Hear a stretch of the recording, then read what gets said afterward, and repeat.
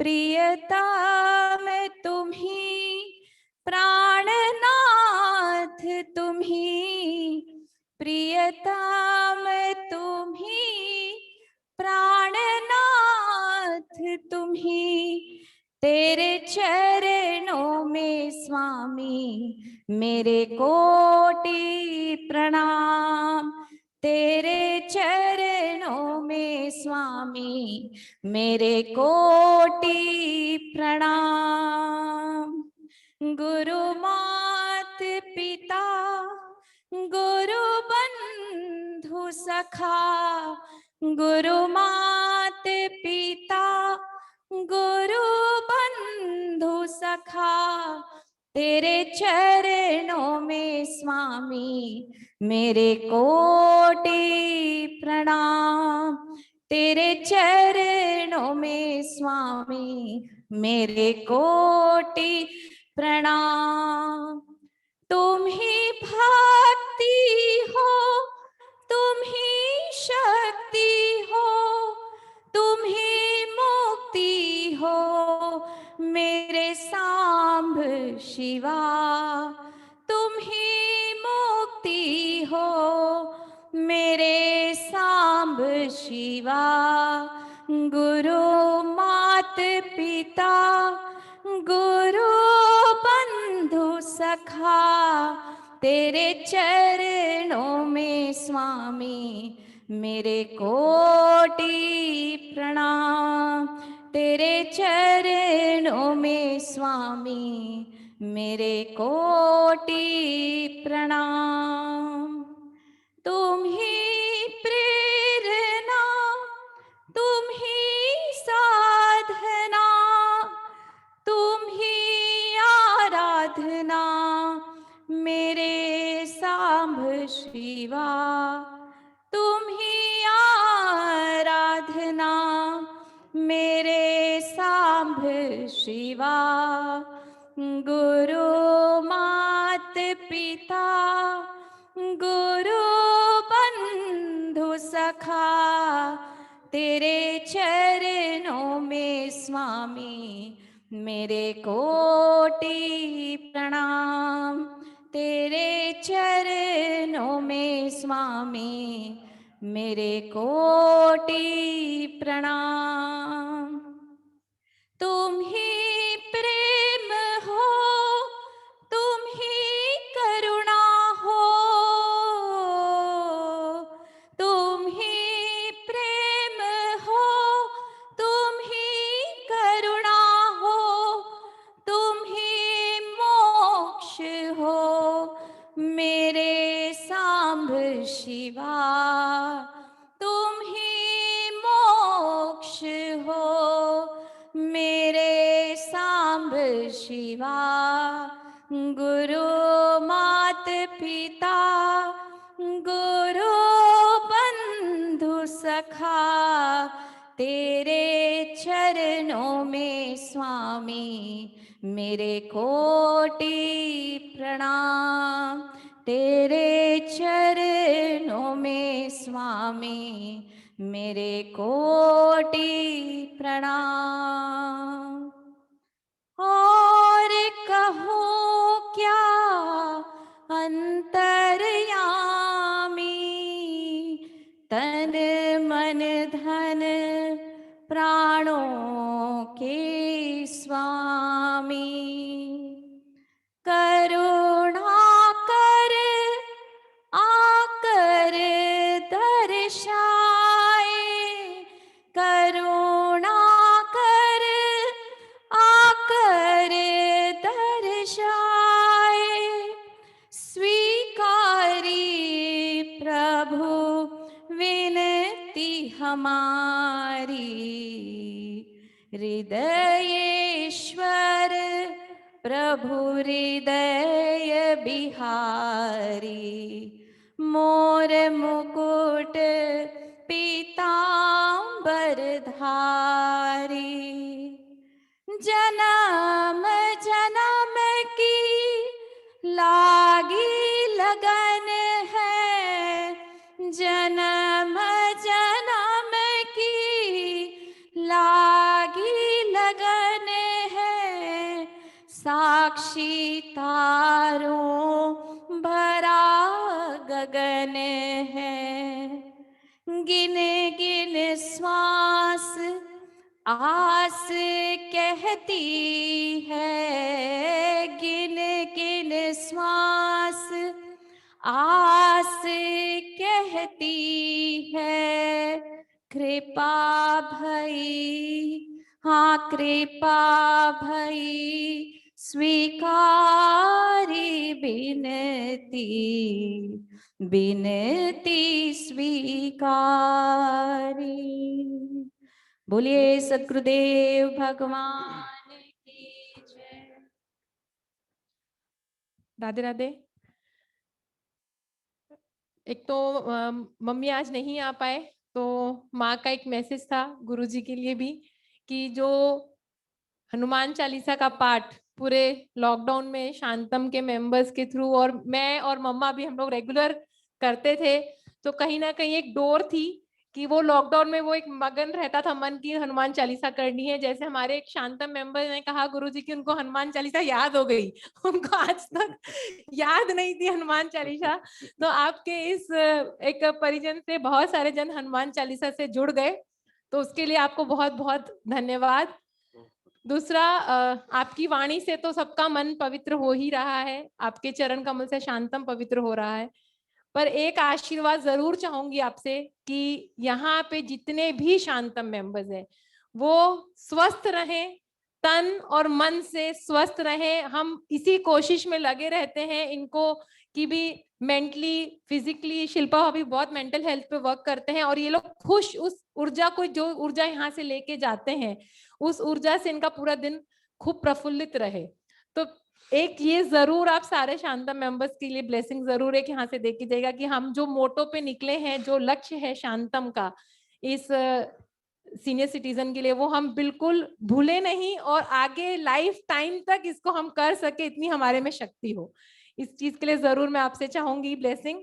और शिल्पा भाभी के और हमारे ताऊ जी पापा सबके सहयोग से, सारे शांतम के सहयोग से बहुत अच्छे से शांतम की सारी एक्टिविटीज होती हैं और बिलीव मी ये लोग सब बहुत अच्छे से हर चीज को करते हैं, सुनते हैं। जो घर में सब बोलते हैं सुनते नहीं है, पर यहाँ पे तो सब लोग सुनते हैं वो वाली कहानी है। तो यहाँ पर सब सुनते हैं। Thank you so much. Thank you Shilpa भाभी फॉर दिस ब्यूटीफुल प्रोग्राम। इधर ही रहना। हम सब जूम पर भी सुचिता आपको सभी देख रहे हैं और सबसे परिचय कराना चाहूंगी कि शांतम की जो नींव है वो सुचिता है, जो और चाचा जी और पूज्य गुरुदेव के यहाँ पर पधारने से ये स्थान तो बिल्कुल पवित्र हो ही चुका है।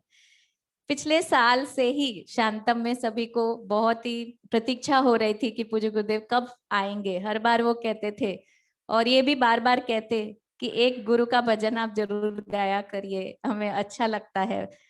तो कृपा तो अनवरत बरस ही रही है। कृपा की वर्षा जो है, चाहे वे साकार रूप में यहाँ है या कहीं भी है, कृपा की वर्षा अनवरत अनवरत बह रही है।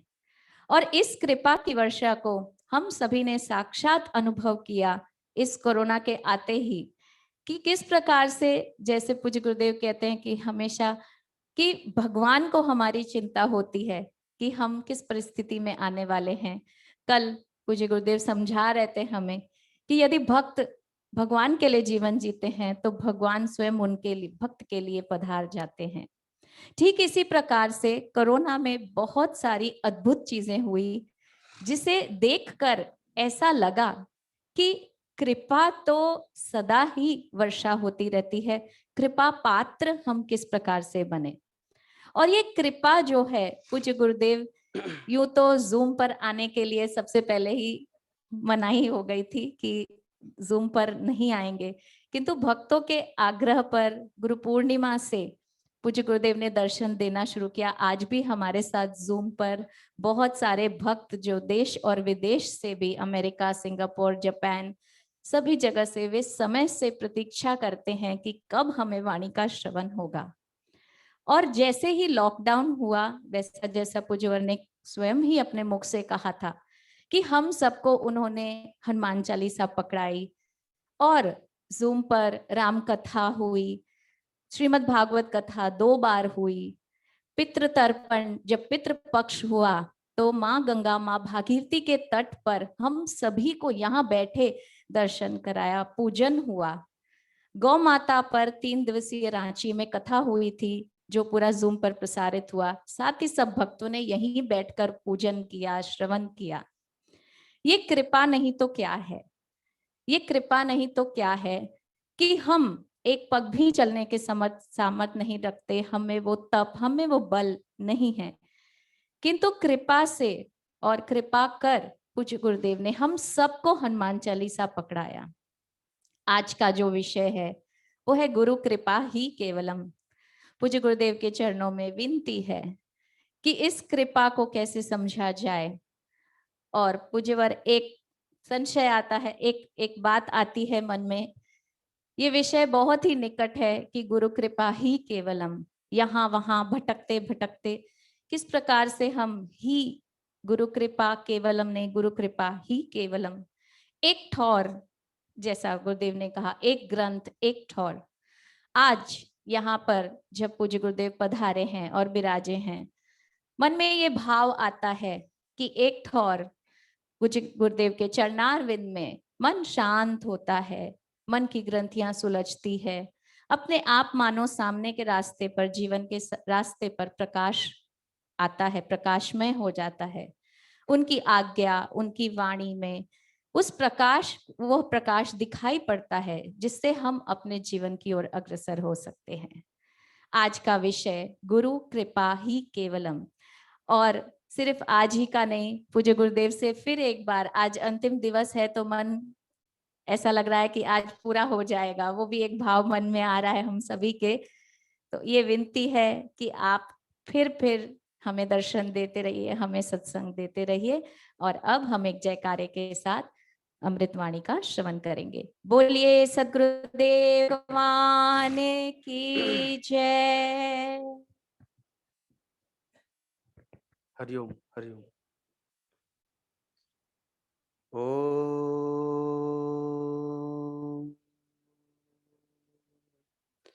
श्री परमात्मने नमः। ओ श्री गुरुवे नमः। ओ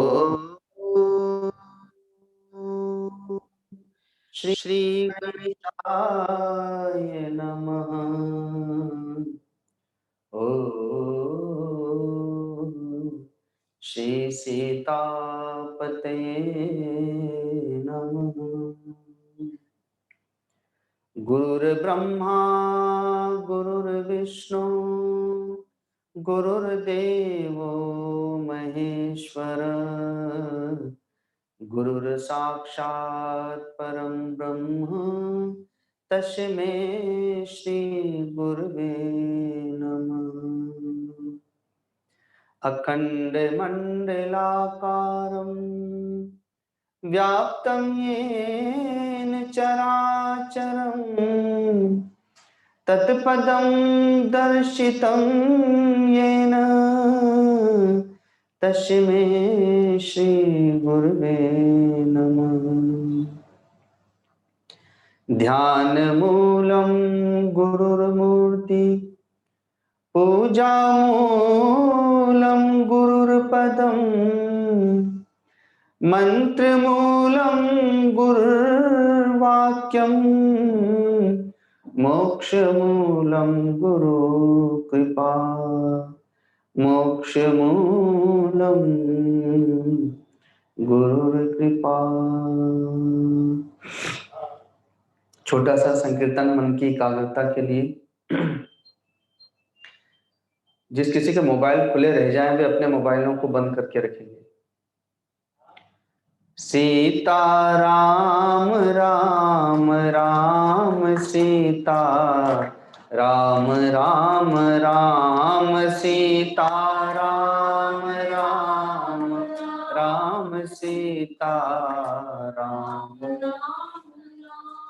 सीता राम राम राम सीता राम राम राम सीता राम राम राम सीता राम राम राम सीता राम राम राम सीता राम राम राम सीता राम राम राम सीता राम राम राम गुरु बिनु भव निधि तरहि न कोई जो बिरंची शंकर सम होई गुरु बिनु भव निधि तरहि न कोई जो बिरंची शंकर सम होई सीता राम राम राम सीता राम राम राम सीता राम राम राम सीता राम राम राम सीता राम राम राम सीता राम राम राम सीता राम राम राम सीता राम राम राम सीता राम राम राम सीता राम राम राम सीता राम राम राम सीता राम राम राम अब मोहि भा भरोसनु मनता बिनु हरि कृपा मिलहि नहीं संता अब मोहि भा भरोसनु मनता बिनु हरि कृपा मिलहि नहीं संता सीता राम राम राम सीता राम राम राम सीता राम राम राम सीता राम राम राम सीता राम राम राम सीता राम राम राम सीता राम राम राम सीता राम राम राम सीता राम राम राम सीता राम राम राम सीता राम राम राम सीता राम राम राम मंगल भवन अमंगल हारी उमा सहित जेहि जपत पुरारी मंगल भवन अमंगल हारी उमा सहित जेहि जपत पुरारी सीता राम राम राम सीता राम राम राम सीता राम राम राम सीता राम राम सीता राम राम राम सीता राम राम राम सीता राम राम सीता राम राम राम सीता राम राम राम सीता राम राम राम सीता राम राम राम सीता राम राम सीता राम राम सीता राम राम बोलिए सदगुरुदेव भगवान की, परम गुरुदेव महाराज की, सत्य सनातन धर्म की, गौ माता की, श्री गंगा मैया की, सब संतों की, सब भक्तों की, श्री हनुमान जी महाराज की। ओम नमः पार्वती पते हर हर महादेव। सद्गुरुदेव भगवान के पतित पावन चरणों में नमन करता हुआ संकट से हनुमान छुड़ावे, संकट मोचन हनुमान जी के चरणों की वंदना करता हुआ शांतम परिवार के सभी भक्तों को तथा जूम पर जुड़े हुए सभी भक्तों को प्रेम भरा आशीष। 3 दिवसीय चलने वाले इस दिव्य सत्संग में आज हम लोग तीसरे दिवस में प्रवेश कर गए। विषय है गुरु कृपा ही केवलम।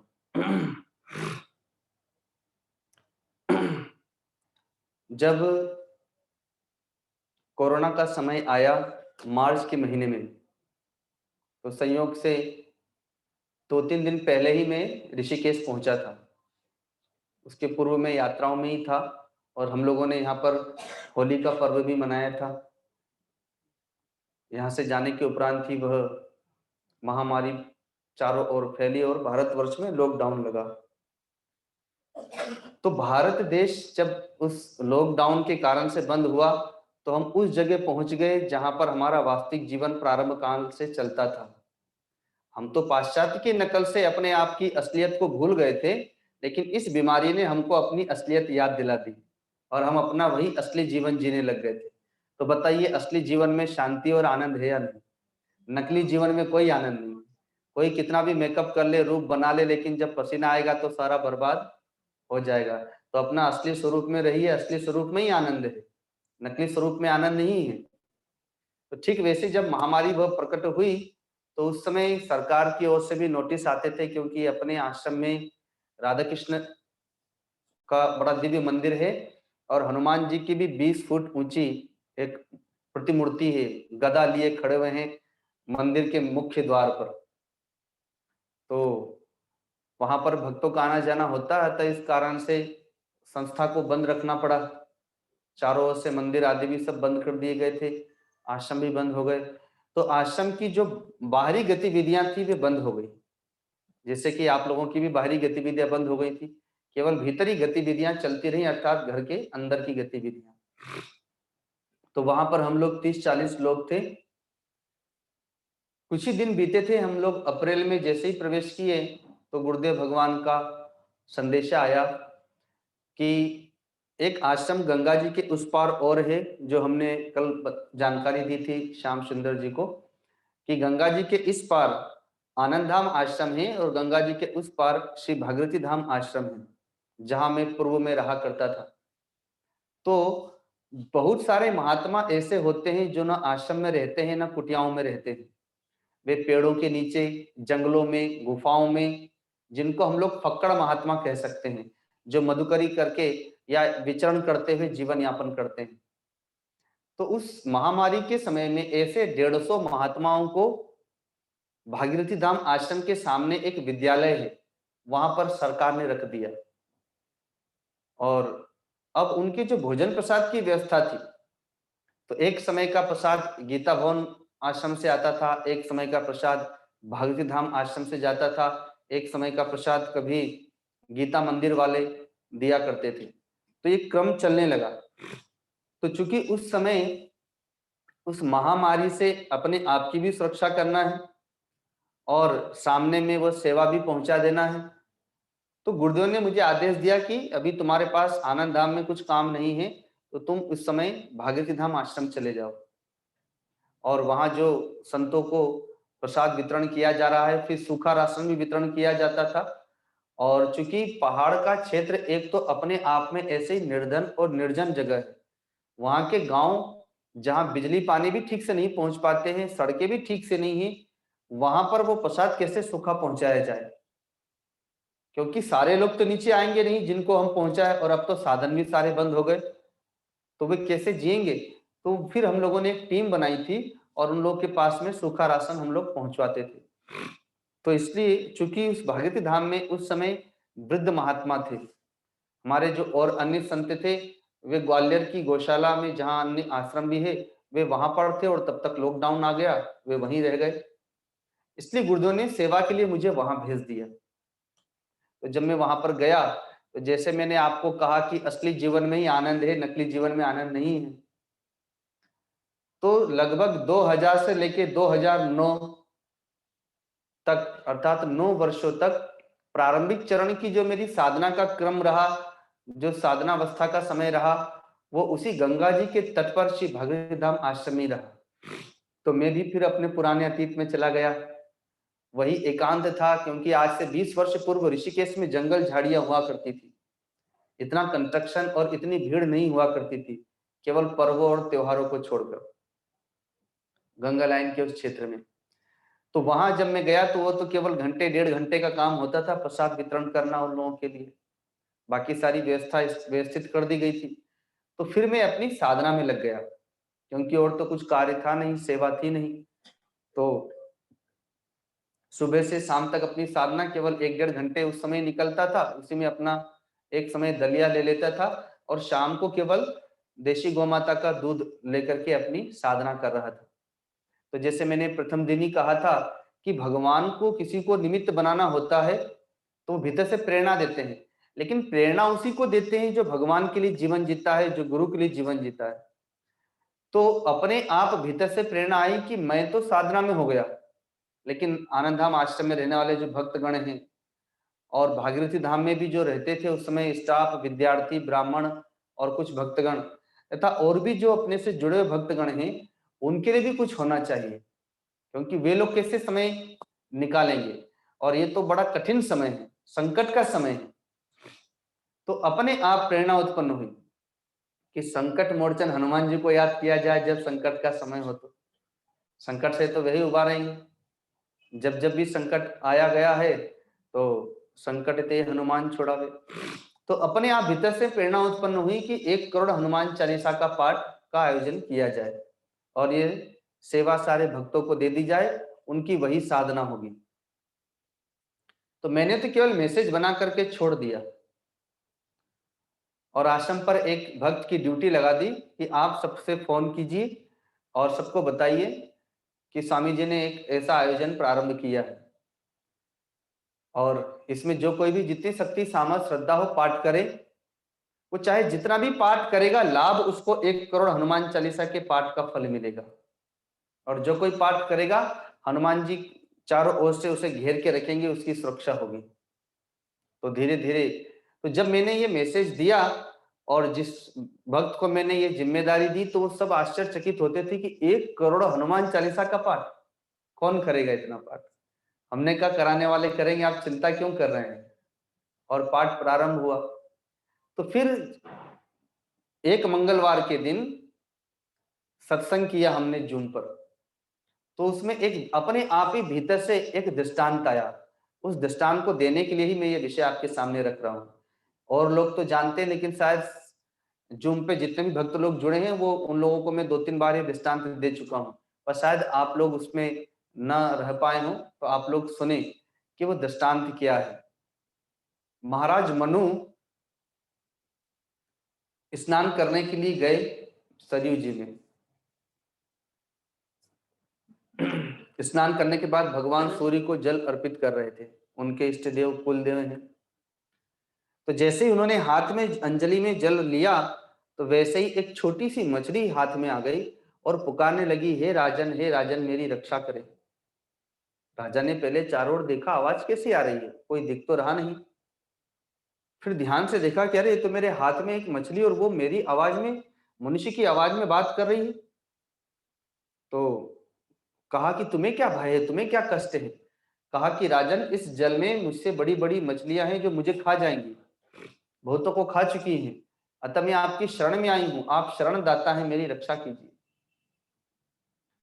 तो हमारे पास अपना कुछ भी नहीं है, ना ये तन भी भगवान का दिया हुआ, धन भी भगवान का दिया हुआ, परिवार भी भगवान का दिया हुआ, लेकिन हम अपना मान करके अहम में भर जाते हैं और जब किसी को कुछ निकाल के देते हैं तो हमें लगता है मैं दे रहा हूं। जबकि हमारा तो अपना है नहीं, देने वाला भगवान का शरीर और देने वाली वह वस्तु जो वह भी भगवान की। जैसे अभी ये माला चढ़ाई गई, तो वैसे ही कोई शिव जी पे जल चढ़ाए और प्रसन्न हो कि हम तो शिव जी पे जल चढ़ा रहे हैं, फूल चढ़ा रहे हैं, अभिषेक कर रहे हैं, उससे पूछा जाए भाई जो जल चढ़ा रहे हैं वो जल किसने बनाया, जो फल चढ़ा रहे हैं वो फल किसने बनाया, जो फूल चढ़ा रहे हो वो फूल किसने बनाया, तो भगवान ने ही तो बनाया। तो भगवान की वस्तु को भगवान पे चढ़ा रहे हो तो कौन बहुत बड़ी बात कर रहे हो, पर प्रभु तो उससे भी प्रसन्न हो जाते हैं। तो महाराज मनु का हृदय अहम से भरा हुआ था, राजा थे। कहा कि अच्छा कोई बात नहीं, तुम चिंता मत करो, मैं तुम्हें अपनी शरण में रखता हूं, तुम्हें कोई भय नहीं होगा। अपने एक जल पात्र लेके गए थे, लोटा जिसको कहते हैं तांबे का, उसमें डाल दिया जल भर करके, कहा तुम निश्चिंत रहो। अपना जल दे ही रहे थे कि फिर वो पुकारने लगती है, राजन राजन मेरी रक्षा करे। कहा अब क्या हुआ, तो देखा तो मछली उसमें बड़ी हो गई और उस लोटे में समा नहीं रही थी। राजा को आश्चर्य तो हुआ, लेकिन सोचा कोई बात नहीं, उसको लेकर के महल में आए, एक बड़ा पात्र जल से भर दिया और उसमें उस मछली को डाल दिया। कहा कि अब तुम निश्चिंत रहो, मेरे दरबार में, मेरे राज्य में तुम्हें किसी प्रकार का भय नहीं होगा। ऐसा कह के राजा लौट ही रहे थे कि मछली फिर पुकारती, महाराज महाराज रक्षा करे। राजन फिर लौट के आया, अब क्या हुआ, तो जितना बड़ा पात्र था उतनी बड़ी मछली हो गई। राजा ने कहा ये कैसी मछली है, क्षण भर में बड़ी हो जाती है। लेकिन अहम था ना, मेरे पास क्या कमी, मैं तो चक्रवर्ती सम्राट, पूरी धरती का मालिक, कोई बात नहीं और बड़ा पात्र बनवा देते हैं। तो होल के बराबर का पात्र बनवा लिया राजा ने, जल भर दिया, उसमें डाल दिया, उसको कहा कि अब तुम निश्चिंत रहो। ऐसा कह करके जैसे ही राजा जाने लगे, मछली फिर पुकारती है। राजा ने फिर सिर पकड़ा, अब क्या हुआ, तो देखा कि ये तो इतनी बड़ी हो गई कि इसमें भी नहीं समा रही है। अब राजा का अहम टूट गया। हम तो भगवान क्या कहते हैं, पत्रम पुष्पम फलम तोयम यो मे भक्त्या प्रयच्छति, कोई श्रद्धा से प्रेम से पत्र पुष्प फल जल भी अर्पित करता है तो मैं प्रसन्न हो जाता हूं। अर्थात देवताओं को तो हम आहुतियां देते हैं, औरों को तो हम कोई वस्तु देते हैं, पदार्थ देते हैं, तब पता नहीं प्रसन्न हो ना हो, लेकिन भगवान तो प्रेम से, श्रद्धा से, भाव से पत्र पुष्प फल जल भी समर्पित कर देते तो प्रसन्न हो जाते हैं, जो वास्तव में भगवान की ही वस्तु है। और बदले में मांगते क्या है, चढ़ाएंगे एक लोटा जल और कहेंगे हे प्रभु मेरी बेटी की शादी हो जाए, चढ़ाएंगे बेलपत्र, कहेंगे बस मेरे बेटे की सर्विस लग जाए, मेरे घर में एक सुंदर पोता हो जाए। तो मांगते हैं इतनी बड़ी बड़ी वस्तु और चढ़ाते हैं केवल जल फूल पत्र आदि, लेकिन भगवान तो फिर भी उसे प्रेम के साथ देते हैं। और भगवान का देना ऐसा है कि भगवान हमें प्रतिपल दे रहे हैं, सूर्य से प्रकाश देते हैं, ऑक्सीजन जैसी वायु से हमें प्राण देते हैं, और धरती में बीज बोने पे उसे अनंत गुना करके देते हैं। पर कभी अहम करते हैं क्या? इतने सारे जीव जंतुओं को अन्न देते हैं, जल देते हैं, वायु देते हैं, सब कुछ देते हैं, लेकिन फिर भी अहम नहीं, और हम थोड़ा सा क्या दे देते हैं कि अहम करने लगते हैं। तो वैसे ही महाराज मनु के मन में जो अहम था अब टूट गया। अब तो ये मेरे बस की बात नहीं है, अब तो इसे समुद्र में ही ले जाके डालना पड़ेगा, इतनी विशाल हो गई, अर्थात मेरे राज्य में मैं इन्हें नहीं रख सकता। और बस तभी हाथ जोड़ करके चरणों में गिर गए कि हे प्रभु आप कौन हैं, आप कोई साधारण मत्स्य नहीं है, इस मत्स्य के रूप में या तो आप कोई देवता हैं या साक्षात ब्रह्म है, परमात्मा है, भगवान है, नारायण है, आप कौन हैं? एक तो आपकी भाषा मनुष्य की है और शरीर मत्स्य का है, और दूसरा इतनी जल्दी बढ़ने वाला कोई जीव तो मैंने नहीं देखा, आप कौन हैं? तो भगवान मत्स्य रूप में प्रकट हो गए, मत्स्य अवतार की कथा है ये। और कहा कि हे राजन अब मेरा मत्स्य अवतार होने वाला है, यद्यपि तुम जीवन जीते हो अब मेरे लिए ही, धर्म के लिए ही जीवन जीते हो, केवल तुम में अहम था, उस अहम को ही मुझे नष्ट करना था। सो अब तुम्हारा अहम टूट गया। तो देखो अब जल प्रलय आने वाला है, उस जल प्रलय के समय में यह धरती जलमग्न हो जाएगी। अतः उस समय तुम सारे के सारे खाद्यान्नों के बीजों को, सप्तऋषियों को और कुछ जीवात्माओं को अपने साथ ले लेना। एक विशाल नौका तुम्हारे पास आएगी, तुम उस पर इन सबको लेकर के बैठ जाना। जब कभी तुम्हारा चित्त घबराएगा उस प्रलय काल के समय में, तो मैं इसी मत्स्य के रूप में वहां पर प्रकट होऊंगा और वासुकी नाग से तुम्हारी नौका को बांध के, अपने शरीर में उस वासुकी नाग को बांध के, और उस प्रलय काल में मैं विचरण करूंगा और उस समय तुम्हें ब्रह्म विद्या का उपदेश दूंगा, तुम सजग हो जाओ। ऐसा कहकर भगवान अदृश्य हो गए।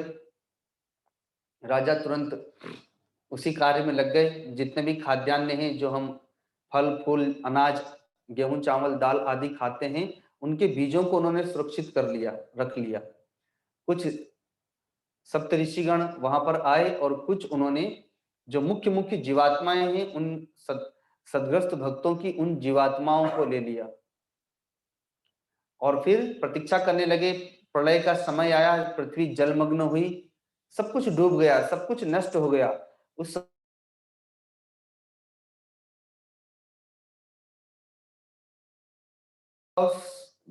जल में, प्रलय के जल में विचरण करने लगी। लेकिन जब विशाल तरंगों से वह नौका डगमगाने लगी, वे भयभीत हुए, तो उस समय स्वयं भगवान मत्स्य के रूप में प्रकट हुए। मत्स्य नारायण के रूप में वे आए और वासुकी नाग से उस नौका को बांधकर, और भगवान मत्स्य के आगे जो एक कांटा होता है नाक पर, उसी पर उन्होंने उसे बांध लिया और फिर विचरण करने लगे। और फिर उसी समय ब्रह्म विद्या का होता है। तो ठीक इसी दृष्टांत को मैंने देख करके कहा था कि जब कोई भगवत प्रेरणा से भगवान के लिए जीवन जीने लगता है, तो भीतर से प्रेरणा उत्पन्न होती है। ये जो कोरोना काल का समय था, ये कोरोना प्रलय था, जिसमें सारी पृथ्वी के जितने भी हमारे मनुष्य वर्ग हैं, हो सकता है पशु पक्षी कीट पतंगों पर भी इसका असर रहा हो, लेकिन जितने भी मानव वर्ग के लोग थे, सभी इस प्रलय में भयभीत थे, घबरा गए थे, डूबते उतराते भयभीत पीड़ित होते हुए जीवन जी रहे थे। और इसी प्रलय काल के समय में भगवत प्रेरणा से हनुमान चालीसा रूपी नौका हम लोगों के पास में आई। इस नौका में जो कोई भी बैठा, अर्थात जिस किसी ने भी इस हनुमान चालीसा के पाठ को स्वीकार किया, इस हनुमान चालीसा रूपी दिव्य नौका में हम सभी जब बैठे, तो स्वयं हनुमान जी ने अपनी पूंछ से बांध करके ही इस नौका को इस प्रलय काल में विचरण किया है। और दूसरा, जैसे उन्होंने ब्रह्म विद्या का उपदेश दिया भगवान नारायण ने, वैसे ही उस समय इस हनुमान चालीसा रूपी नौका में बैठे हुए भक्तों के लिए अपने आप ही प्रेरणा उत्पन्न हुई। और जैसा कि अभी शिल्पा ने बताया, वैसे ही हम लोगों ने उस समय वहां पर भागवत कथा का आयोजन किया, जूम पर ही राम कथा का आयोजन किया, रुद्राभिषेक का आयोजन किया, श्राद्ध के दिनों में तर्पण कार्यक्रम का आयोजन किया, रांची में फिर गो कथा का आयोजन किया, अभी गोविंदपुर में गुरु गीता गंगा गायत्री और गौ माता के ऊपर 5 दिवसीय इन 5 विषयों पर सत्संग का आयोजन किया। और जैसा कि अभी बताया था, क्या नाम था उनका जो बोल रही थी पहले, सुचिता जी, उन्होंने बताया कि यहाँ के जितने भी मेंबर हैं अर्थात सदस्य हैं, उनका तन और मन स्वस्थ रहे, ऐसी आप इन्हें प्रेरणा दें। तो आपको मैं बता देता हूं कि इसी प्रलय काल में, कोरोना रूपी प्रलय काल में, हम लोगों ने 2 योग शिविर का भी आयोजन किया था, 5 दिवसीय 5-5 दिनों का, जिसमें आसन प्राणायाम ध्यान प्रार्थना ये बहुत अच्छी ढंग से समझाई गई थी। जो कोई भी उसको करे यदि प्रतिदिन, तो वो कम से कम 1.5 घंटे का हमने सिखाया था। आधा घंटा प्राणायाम और ध्यान करना तक सिखा दिया था, और 1 घंटा सूक्ष्म से सूक्ष्म बहुत सहज सरल आसन जो वृद्ध लोग भी कर सकते हैं। तो यदि उसे करते रहेंगे तो शरीर जाने तक शरीर स्वस्थ रहेगा। एक होता है कि बिस्तर पर पड़ा हुआ है और 100 साल तक भी जी रहा है, तन और मन दोनों उदास हैं, और एक ही कि अपना नित्य का कर्म कर रहा है। आप देखिए, हनुमान जी त्रेता युग में प्रकट हुए, द्वापर में भी वे हैं और कलयुग में भी हैं, लेकिन आज भी वे स्वस्थ हैं। 3 युग बीत गए उनके लिए, और राम काज करने के लिए हमेशा तत्पर रहते हैं। और हम बाल्यावस्था युवावस्था तक ही करते, बुढ़ापे में आकर के तो अपने शरीर की सेवा में लग जाते हैं। राम की सेवा और अन्य सेवा हम क्या करेंगे? क्यों? क्योंकि हनुमान जी स्वयं ही आसन प्राणायाम योगिक क्रियाएं भी करते हैं और सेवा से शरीर स्वस्थ रहता है। तो इसलिए जब हमने हनुमान चालीसा का पाठ लिया है तो हमें हनुमान जी से ये प्रेरणा मिलती है कि सबसे पहले अपने शरीर को स्वस्थ रखना चाहिए और उसके लिए आसन करना, प्राणायाम करना और टहलना, इन बातों को भी स्वीकार करें। और यहाँ पर जो सत्संग होता है उससे हमारे मन बुद्धि चित्त को खुराक मिलती है, तो उससे हमारे मन बुद्धि चित्त स्वस्थ रहे और आसन प्राणायाम से, टहलने से तथा सेवा करने से शरीर स्वस्थ रहता है। तो ऐसे भी इस कोरोना जैसी महामारी के समय में घर के नौकर चाकर तो चले ही गए थे, तो इसलिए माताओं ने बहुत दिनों के बाद काम संभाला, रसोई संभाली, तो आधे रोग तो ऐसे ही दूर हो गए होंगे उस समय, शरीर तो ऐसे ही ठीक हो गए होगा, क्योंकि सेवा करेंगे तो शरीर तो स्वस्थ रहेगा। तो गुरु कृपा ही केवलम है, सदगुरु की कृपा ही मोक्ष प्रदान करती है। जो हम वंदन करते हैं, वंदना करते हैं, गुरु ब्रह्मा गुरु विष्णु गुरुर्देवो महेश्वर गुरु साक्षात परब्रह्म तस्मै श्री गुरुवे नमः आदि आदि, तो हम कहते हैं कि गुरु ही ब्रह्मा है। हमने ब्रह्मा को नहीं देखा, विष्णु को नहीं देखा, महेश को नहीं देखा, देवी देवताओं को नहीं देखा, हम तो केवल मूर्ति की पूजा करते हैं, तस्वीर की झांकी की पूजा करते हैं और उसी से हम अनुमान करते हैं, कल्पना करते हैं कि प्रभु ऐसे होंगे, भगवान ऐसे होंगे। लेकिन देखा तो संतों ने ही है, दर्शन तो संतों ने ही किया है। समाधि में उन्होंने जो दर्शन किया उसे ग्रंथ में लिख करके हमें दे दिया। हम उस ग्रंथ को पढ़ते हैं तब हमें पता चलता है कि भगवान के इतने अवतार हुए और उनका ये चरित्र था। तो यदि वे संत, वे गुरु न लिखते तो क्या हमें पता चलता कि हमारे भगवान कैसे थे और उनका क्या चरित्र था? इसीलिए कहा गुरु कृपा ही केवलम, कि गुरु की कृपा के बिना हमें कुछ पता नहीं चलता। उन्होंने जो भगवान के दिव्य स्वरूप का दर्शन किया उसे ग्रंथित कर दिया। अब उस ग्रंथित किए हुए को कवियों ने, कलाकारों ने पढ़ा और उसके अनुरूप एक आकृति दे दी और उस आकृति की हम पूजा करते हैं और पूजा करते करते अपनी भाव को, श्रद्धा को इतना व्यापक करते हैं, इतना व्यापक करते हैं कि एक दिन वह मूर्ति हमारे लिए सजीव हो जाती है और भगवती मीरा, रामकृष्ण परमहंस जी, संत तुकाराम जी जैसे संत के लिए वह मूर्ति सचेतन होकर के उनसे बात करती है, उन्हें आशीर्वाद देती है, उन्हें वरदान देती है। क्योंकि यहाँ पर जड़ और चेतन कुछ भी नहीं, जो कुछ भी है सब वही है एकमात्र, लेकिन वह बिना गुरु की कृपा के संभव नहीं है। 4 वेद, 18 पुराण, 6 शास्त्र और भी अनेकानेक ग्रंथ हैं और उस ग्रंथ में ब्रह्म विद्या है, जैसा कि मैंने कल कहा भी था परसों गीता जी के विषय में। ऐसे ही रामचरितमानस आदि प्रत्येक ग्रंथ हैं। तो यदि इन ग्रंथों में जो ब्रह्म विद्याएं छिपी हैं, जो साधनाएं छिपी हुई हैं, यदि इनको पढ़ करके कोई परमात्मा को प्राप्त कर लेता तो फिर क्या गुरु की आवश्यकता होती? लेकिन इतने सारे ग्रंथ हैं तो कौन सिद्ध हो गया ग्रंथ को पढ़ करके? ग्रंथ पढ़ करके विद्वान हुआ जा सकता है, उन ग्रंथों से चिंतन ले सकते हैं, लेकिन मोक्ष मूलम गुरु कृपा, बिना गुरु कृपा के मुक्ति की प्राप्ति नहीं होती। इसीलिए कहा गुरु कृपा ही केवलम। स्वयं गोस्वामी तुलसीदास जी कहते हैं कि गुरु बिनु भवनिधि तरई न कोई और जो बिरंची शंकर सम होई।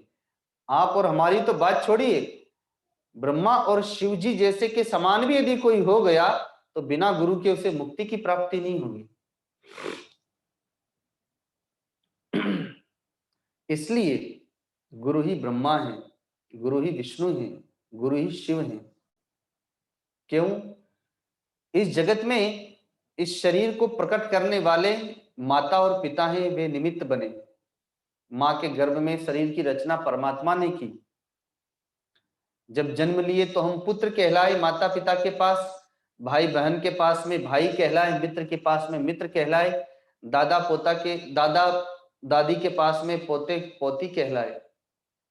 लेकिन जब गुरु और शिष्य का संबंध बना तभी जाकर के इस जगत में हम भक्त कहलाए, उसके पहले हम भक्त नहीं कहला सकते। अतः भक्त के रूप में जन्म देने वाले तो हमें सदगुरु ही हैं। अतः इस कारण से वे ब्रह्मा कहलाते हैं, क्योंकि ब्रह्मा ही सृजन करता है। इस सृष्टि का सृजन ब्रह्मा जी ने किया, तो वैसे ही भक्त का सृजन सदगुरु ने किया है। सदगुरु के प्राप्ति के पूर्व हम जितनी भी साधनाएं करते हैं, चाहे जप हो, तप हो, स्वाध्याय हो, सत्संग हो, शरीर से धन दान आदि जितनी भी हमने सेवा की, वो सारी की सारी सेवाओं का जो पुण्य इकट्ठा हुआ, उसी पुण्य से सदगुरु की प्राप्ति हुई। यहां तक कि भक्त विभीषण जी तो कहते भी हैं कि अब मोहि भा भरोस हनुमंता, और बिनु हरि कृपा मिले ही नहीं संता। बिना भगवत कृपा के संत नहीं मिलते, केवल पुण्य से ही नहीं मिलते। हमने साधनाएं की तो पुण्य बढ़ गया और उस पुण्य से मिल जाएंगे, केवल ऐसा ही नहीं है। भगवत कृपा के बिना संत नहीं मिलते, और संत की कृपा के बिना भगवंत नहीं मिलते। जब भगवान की कृपा होती है तो संत मिल जाते हैं। राजा परीक्षित को 7 दिनों का केवल समय मिला, शाप मिल गया, सब कुछ छोड़ के हरिद्वार चले आए, आवाहन किया भगवान से। भाई क्या कर सकते थे? त्याग कर सकते थे, त्याग दिया जितना उनके वश में था, हरिद्वार भी चले आए। लेकिन अब करें क्या? समय 7 दिन का है, क्या साधना करें, क्या भजन करें, क्या तप करें, क्या ध्यान लगाएं, क्या समाधि लगाएं, कौन बताएगा? कैसे करें? प्रभु को प्राप्त कैसे करें? तो भगवान कभी किसी के पास सीधे नहीं आते, पहले गुरु बनकर के आते हैं। अतः उस समय धरती के सब महात्मा वहां आने लगे, और भगवत प्रेरणा से स्वयं भगवान सुखदेव जी वहां पर पहुंच गए, और 7 दिनों में ही समाधान कर दिया भागवत का उपदेश देकर। यद्यपि वे कहते हैं कि 7 दिन तो बहुत है राजन, इतना समय नहीं लगता। ज्ञान की प्राप्ति में पल भर का समय भी पर्याप्त है।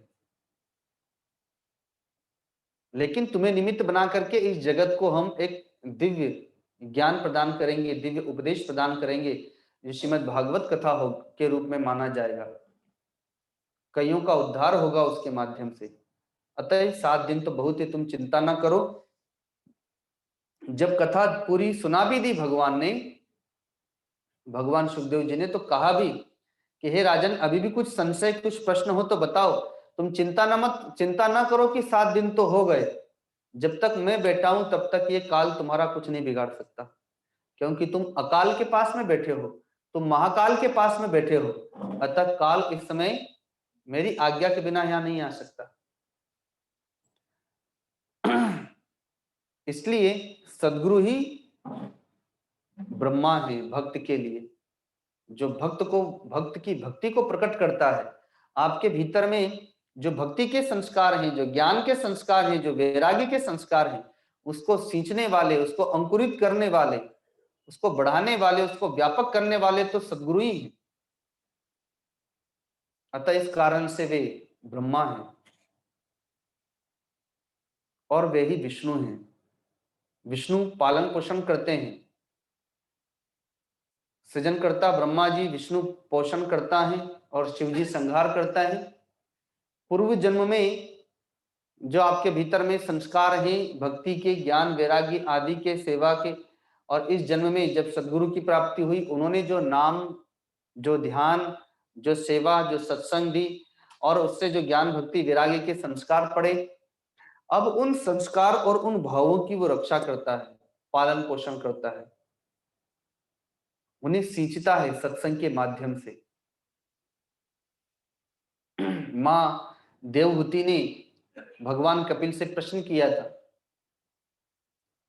कि हे प्रभु, शरीर तो वृद्ध हो गया लेकिन मन वृद्ध नहीं हुआ, और अब इस मन को परमात्मा में जितना भी लगाते हैं, ये उतना ही संसार की तरफ जाता है। शरीर तो बैठ जाता है जप करने, भजन करने, लेकिन मन तो कहीं और दौड़ता ही रहता है। तो इस मन को परमात्मा में कैसे लगाएं? तो भगवान कपिल उपदेश देते हैं भक्ति मार्ग का, ज्ञान मार्ग का, योग मार्ग का, कर्म मार्ग का। भागवत में इसका विस्तार से वर्णन है। लेकिन अंत में सबका सार बताते हैं। कहते हैं कि मां, जब हमसे अपना मन परमात्मा में नहीं लगता तो जिनका मन परमात्मा में लग चुका है उनमें अपना मन लगा दीजिए, उनकी आज्ञा से गमन कीजिए, तो वे आपका मन परमात्मा में लगा देंगे।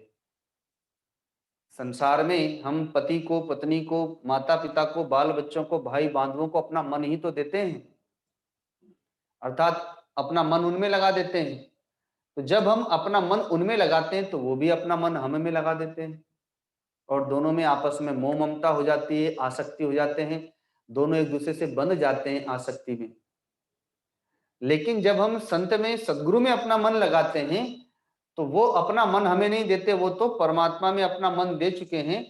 अतः इस कारण से जब आप अपना मन उन्हें देते हैं तो वो आपका मन भी लेकर के भगवान में लगा देते हैं, अर्थात तन से सेवा कराते हैं या तन से साधना कराते हैं, तपस्या कराते हैं, तो तन को भगवान में लगा दिया, और मन से भजन कराते हैं, जप कराते हैं, सत्संग कराते हैं, इस प्रकार मन की दिशा परमात्मा की ओर, और धन से दान कराते हैं, सेवा कराते हैं, अतः आपके धन की दिशा भी परमात्मा की ओर। तो तन मन धन तीनों की दिशा परमात्मा की ओर हो जाती है, और उसके पूर्व तन मन धन तीनों की दिशा संसार की ओर है, परिवार की ओर है, विषयों की ओर है। अतः ये तीनों ही पतन को प्राप्त होते हैं।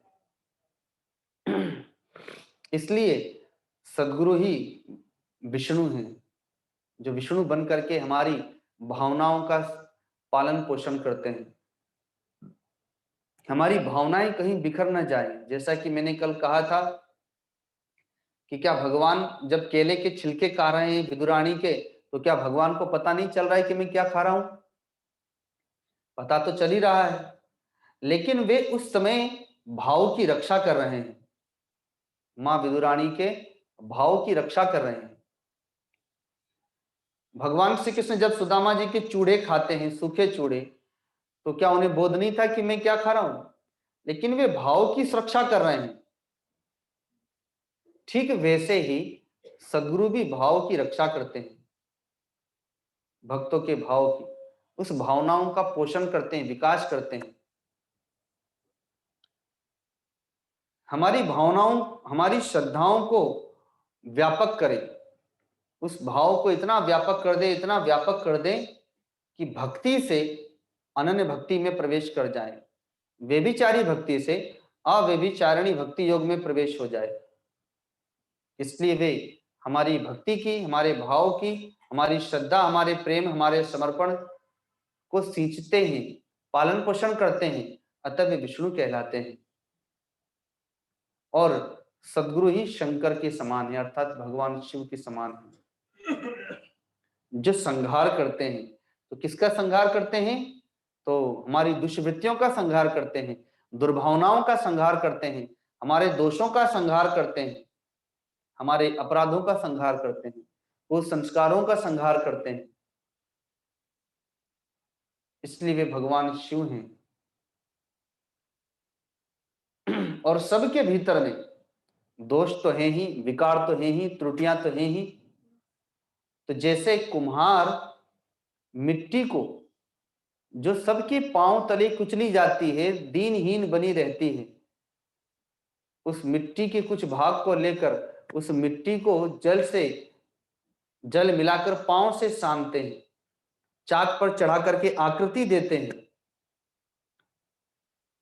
एक हाथ अंदर रखकर एक हाथ ऊपर से पिटाई करके थपकी देके मजबूत करते हैं, और फिर अग्नि में उसे पका देते हैं। आज वह मिट्टी जो सबके पांव तले कुचली जा रही थी, आज वो माताओं के मस्तक पर धारण की जाती है, और वह जल को धारण करने योग्य हो जाती है। गर्मी के दिनों में जो प्यास से व्यथित कोई व्यक्ति वहां पहुंचता है, जहां वह जल है, वो शीतलता, वह ठंडाई, वह जल उसकी तृषा को भी दूर करता है और उसके ताप को भी दूर करता है।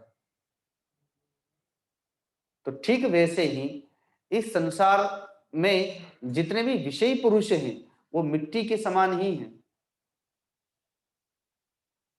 जैसे मिट्टी पांव तले कुचली जा रही थी, नीच थी, दीनहीन थी, वैसे ही विषयी जीवों में और पशुओं में कोई अंतर नहीं है। लेकिन उन्हीं में से भगवत कृपा से कुछ जीवों का वह चयन कर लेता है और उन्हें एक आकृति प्रदान करता है। भक्ति, ज्ञान और वैरागी के माध्यम से उसका सृजन करता है, भक्ति भाव का सृजन करता है, वैरागी का सृजन करता है, फिर उसका पालन पोषण करता है और उसके भीतर में जो दुष्वृत्तियां उनका संहार करता है, उन्हें जला के नष्ट कर देता है।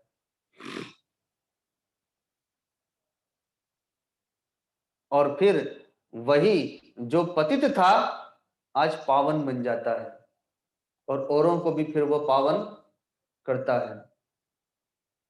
इसलिए सद्गुरु ही भगवान शिव हैं जो हमारी दुष्वृत्तियों का, दुर्भावनाओं का संहार करते हैं।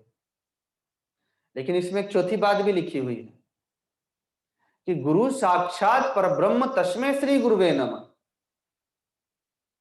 ब्रह्मा, विष्णु, महेश और शिव तो हैं ही, लेकिन गुरु साक्षात परब्रह्म तस्मै श्री गुरुवे नमः, यही इसमें मुख्य बात है।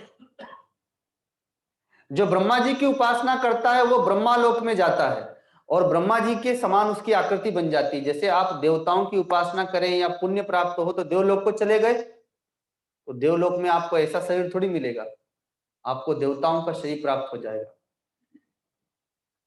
वैसे ही ब्रह्मा जी के लोक में जाएंगे तो आपकी आकृति ब्रह्मा जी के समान हो जाएगी। विष्णु की उपासना करने वाले को वैकुंठ लोक मिलता है, विष्णु लोक में जाते हैं तो श्री हरि का रूप मिल जाता है। रामचरितमानस का पाठ आप करते हैं तो आपने देखा होगा गिद्धराज जटायु जब प्राण त्यागते हैं तो उसमें से जीवात्मा प्रकट होती है, तो देखा होगा चतुर्भुज रूप में प्रकट हुई है और भगवान ने उन्हें वैकुंठ धाम भेज दिया। तात कर्म ते निज गति पाई, आपने जो कर्म किया मेरे लिए, आपने रावण से युद्ध करके बलिदान प्राप्त कर लिया अर्थात बलिदान हो गए, तो निज गति पाई, मेरी गति को प्राप्त कर गए अर्थात वैकुंठ लोक को आप जा रहे हैं, मेरा विष्णु स्वरूप आपने प्राप्त किया। विष्णु की उपासना करने वाले विष्णु लोक को जाते हैं, वैसे ही शिव जी की उपासना करने वाले शिव लोक को जाते हैं और वहां पर वे भगवान शिव के गण बन जाते हैं, पार्षद बन जाते हैं और उन्हीं के समान आकृति प्राप्त हो जाती है। लेकिन जो सद्गुरु की उपासना करता है, गुरु साक्षात परब्रह्म तस्मै श्री गुरुवे नमः, वो अपने निर्गुण निराकार स्वरूप को प्राप्त कर जाता है। न वो विष्णु का स्वरूप प्राप्त करता है, न शिव को स्वरूप प्राप्त करता है, न ब्रह्मा जी का स्वरूप प्राप्त करता है, वो अपने आत्म स्वरूप को प्राप्त करता है, वो अपने निर्गुण निराकार स्वरूप को प्राप्त कर जाता है, जहां पर आना जाना नहीं होता, जहां पर लोक परलोक नहीं होता। क्योंकि विष्णु लोक से भी पतन होते देखा गया था जय विजय का, संकादिकों से शाप प्राप्त हुआ तो। लेकिन जो सद्गुरु की उपासना किए और अपने निर्गुण निराकार स्वरूप को प्राप्त कर गए तो नैनम छिन्नन्ति शस्त्राणि नैनम दहति पावक अजोपि सन्य वे आत्मा भूतानाम ईश्वरोपि सन न जायते मृत्य वा कदाचिन, आत्मा न जन्म लेता है न मरता है, वह अव्यय है, अविनाशी है, वह शस्त्रों से कटता नहीं, जल से वह गलता नहीं, आदि आदि कई मंत्रों में भगवान ने कहा। तो वह अपने आत्म स्वरूप को प्राप्त कर जाता है। ये शरीर तो साधन है, मैंने पहले ही कहा था, आप तो आत्मा है लेकिन शरीर एक साधन है। लेकिन अपने उस दिव्य निर्गुण निराकार स्वरूप का बोध तो सद्गुरु से ही होता है। इसलिए कहा गुरु साक्षात परब्रह्म और तस्मै श्री गुरुवे नमः, क्योंकि हमें अपने स्वरूप को देने वाले तो वही हैं। इसीलिए अगले श्लोक में कहा है अखंड मंडलाकारम व्याप्तम येन चराचरम, जैसे आकाश सर्वत्र व्याप्त है वैसे ही वो अखंड सर्वत्र सब स्वरूपों में व्याप्त है। मंडलाकारम व्याप्तम येन चराचरम, वो चर अचर सब में व्याप्त है। कौन? तो वह सद्गुरु, क्योंकि सद्गुरु केवल एक शरीर नहीं है, अर्थात केवल यही शरीर सद्गुरु नहीं है। जैसे हमारा यह शरीर है और हम वास्तव में आत्मस्वरूप वाले हैं, वैसे ही सद्गुरु का वह शरीर हमें दिखाई देता है, लेकिन वे तो अपने आत्मस्वरूप में प्रतिष्ठित रहते हैं। अतः अब उसी स्वरूप की यहाँ पर वंदना की गई है कि वे सद्गुरु अखंड मंडलाकारम व्याप्तम येन चराचरम तत्पदम दर्शितम येन तस्मै श्री गुरुवे नमः। लेकिन उनके उस अखंड मंडलाकारम कारम अर्थात उस स्वरूप को प्राप्त करने के लिए, उस निर्गुण निराकार स्वरूप को प्राप्त करने के लिए सदगुरु के इस स्वरूप के चरणों की हम वंदना करते हैं। क्योंकि सदगुरु के इस सगुण स्वरूप की उपासना किए बिना, इनकी आज्ञा का पालन किए बिना हम उनके उस निर्गुण निराकार स्वरूप को प्राप्त नहीं कर सकते। इसलिए गुरु कृपा ही केवलम, वो गुरु की कृपा के बिना प्राप्त नहीं हो सकता। फिर तीसरा मंत्र है, ध्यान मूलम गुरुर मूर्ति, पूजा मूलम गुरुर पदम, मंत्र मूलम गुरुर वाक्यम और मोक्ष मूलम गुरु कृपा। तो ध्यान मूलम गुरुर मूर्ति, कल मैंने कहा था कि जीव के पास में, व्यक्ति के पास में एक गुरु होना चाहिए, एक नाम होना चाहिए, एक ध्यान होना चाहिए, एक ग्रंथ होना चाहिए। यह उसकी आध्यात्मिक पूंजी है।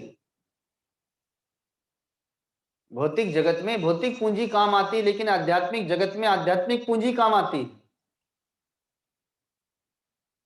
तो ध्यान मूलम गुरु मूर्ति अर्थात सदगुरु ने हमें जिस मूर्ति का ध्यान करने के लिए दिया है अपने इष्ट का, जैसे भगवती मीरा ने कहा, मायरी मैंने लियो गोविंदो मोल। उनके सदगुरु ने उनको गोविंद दे दिए, गिरधारी दे दिए, वे उसी की उपासना करती हैं, उसी की वंदना करती हैं। तो वैसे ही सदगुरु ने हमें जो मूर्ति दे दी, सदगुरु ने जो हमें स्वरूप दे दिया, वही हमारे लिए ध्यान करने योग्य है, अर्थात उसी का ध्यान करें। क्योंकि संसार में कितने सारे स्वरूप हैं, माता पिता भाई बांधव स्वजन हित मित्र नाते रिश्तेदार, इतने सारे स्वरूप हैं और हम हमेशा उन्हीं के ध्यान में रहते हैं। तो जब सदगुरु हमें कोई स्वरूप देते हैं और हम उनका ध्यान करते हैं, तो इन जीवों का ध्यान हमारा हटने लगता है और उसमें हमारा ध्यान लगने लगता है। तो ध्यान मूलम गुरुर मूर्ति, पूजा मूलम गुरुर पदम। तो यहां पर केवल सदगुरु के चरणों की पूजा ही बात नहीं कही है, इसमें यह बात छिपी हुई है कि पूजा मूलम गुरुर पदम अर्थात सदगुरु की पूजा तो करना ही है, उनके चरणों की पूजा तो करना ही है, लेकिन वास्तव में यहाँ पे सदगुरु की आज्ञा छिपी हुई है कि एक साधक की, एक भक्त की असली पूजा तो गुरु की आज्ञा का पालन करना ही है।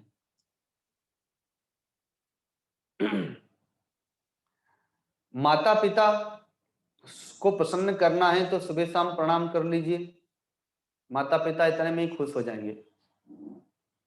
देवी देवताओं को प्रसन्न करना है तो मंत्रों के उच्चारण के साथ में अनुष्ठान करना होगा, तब जाकर के वे प्रसन्न होंगे। भगवान को प्रसन्न करना है तो राम ही केवल प्रेम प्यारे, भगवान भाव से प्रसन्न होते हैं, प्रेम से रिझते हैं। लेकिन यदि सदगुरु को प्रसन्न करना है, किसी संत को प्रसन्न करना है, तो वे बिना आज्ञा पालन के प्रसन्न नहीं होते। आप उनकी कितनी भी पूजा आरती कीजिए, उससे वो प्रसन्न नहीं होंगे। आज्ञा कोई पालन करता है तब वे प्रसन्न होते हैं। इसीलिए महात्मा भरत ने कहा है, आज्ञा सम न सुसाहिब सेवा। आज्ञा के समान स्वामी की कोई सेवा नहीं। अतः यहाँ पर उसी बात को कहा गया है कि पूजा मूलम गुरुर पदम। एक भक्त की, एक साधक की पूजा है गुरु की आज्ञा का पालन करना। और तब जाके फिर अगला मंत्र आता है, मंत्र मूलम गुरुर वाक्यम। सदगुरु का जो वाक्य है वही भक्त के लिए मंत्र है। जो सदगुरु ने कह दिया बस उसके लिए वो मंत्र हो गया। जब कोई वैसी उपासना करता है, क्योंकि सदगुरु की वाणी में सिद्धांत है, ज्ञान है, अतः जो कोई वाणी की उपासना करता है तो उसके लिए सदगुरु की वाणी ही मंत्र बन जाती है। गीता जी क्या है? भगवान की वाणी ही तो है। रामचरितमानस क्या है? गोस्वामी तुलसीदास जी की वाणी है, संत की वाणी है। वो हमारे लिए मंत्र बने हुए हैं, सूत्र बने हुए हैं जीवन के।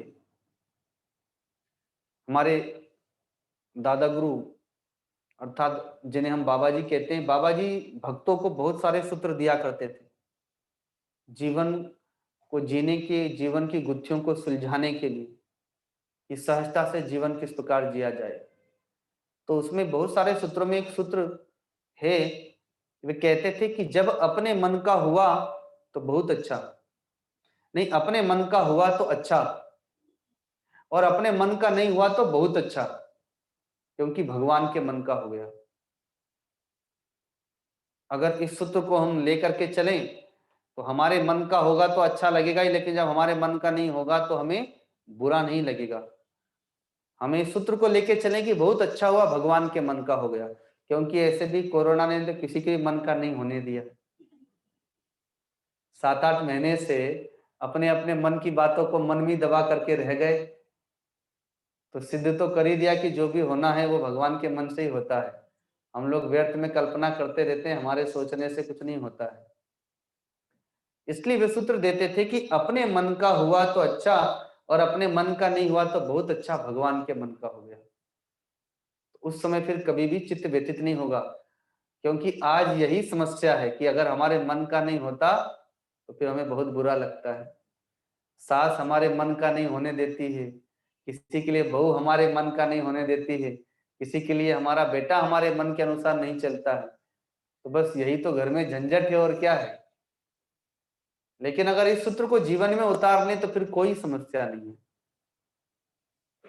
और वे स्वयं कहते भी थे कि मैंने किसी को कुछ आदेश दिया, गुरु हूं तो गुरु के पद पे अगर किसी भक्त को या किसी शिष्य को कुछ कहा और उसने उसका पालन नहीं किया तो मुझे बुरा नहीं लगता था, बल्कि ये लगता था कि अभी मेरे वचनों में कमी है,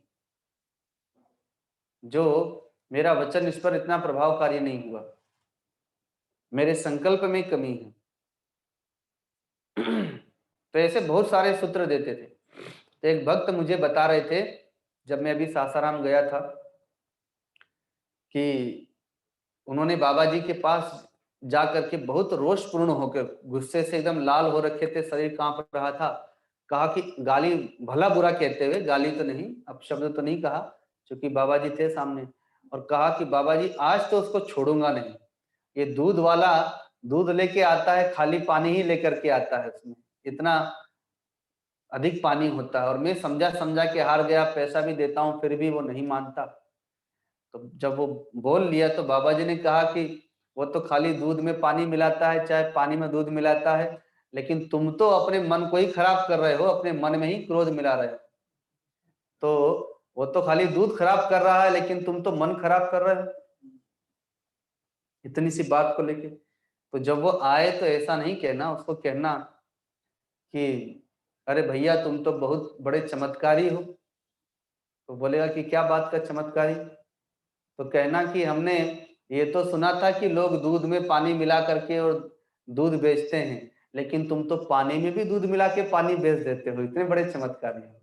तो भैया अब हाथ जोड़ते हैं, बहुत हो गया, अब हम पानी नहीं खरीद सकते, जब तुम दूध बेचते ही नहीं तो पानी क्या खरीदे फिर हम, इसलिए अब हम किसी और से ले लेंगे। तो बात भी बोलना हो गया और तुमने व्यंग भी बोल दिया, तुम्हारा मन भी खराब नहीं हुआ, क्योंकि मन को ही तो बचाना है, मन में के मेल को ही तो दूर करना है। और जब पहले हम अपने ही मन को गंदा कर लेंगे और जब बोलेंगे और अगर उसने कुछ बोल दिया, तब तो 2 की 4, 4 की 8 होगी और 8 की 16 हो जाएगी फिर तो इसलिए भक्त को अपने मन को बचाते हुए चलना है, अर्थात मन की पवित्रता पर ध्यान रखना है। ऐसे जीवन के सूत्र देते थे। तो मंत्र मूलम गुरुर्वाक्यम, भक्त के लिए, साधक के लिए सदगुरु के जो वचन हैं वो मंत्र के समान होते हैं। जैसा कि मैंने शायद एक दिन बताया भी था कि रामानुजाचार्य जी के विषय में आता है कि जब वे अपने गुरुदेव के पास में गए तो गुरुदेव ने उनको गुरु मंत्र दिया, कान में कहा और कहा कि देखो ये बड़ा गुप्त मंत्र है, किसी को बताना नहीं। तो उन्होंने पूछ लिया क्यों गुरुदेव? तो कहा कि इस मंत्र को जो सुनेगा भी, अगर जप नहीं भी किया, अगर इसको सुनेगा भी तो उसे स्वर्ग चला जाएगा, अर्थात वो पुण्य वाला हो जाएगा और स्वर्ग लोक प्राप्त हो जाएगा उसको। तो कहा ठीक है गुरुदेव। और उसके बाद वो बाहर गए, चौराहे पे एक पेड़ पे चढ़ गए, वहां जा करके जोर जोर से गुरु मंत्र पुकारने लगे। सारे लोग इकट्ठे हो गए, भीड़ हो गई।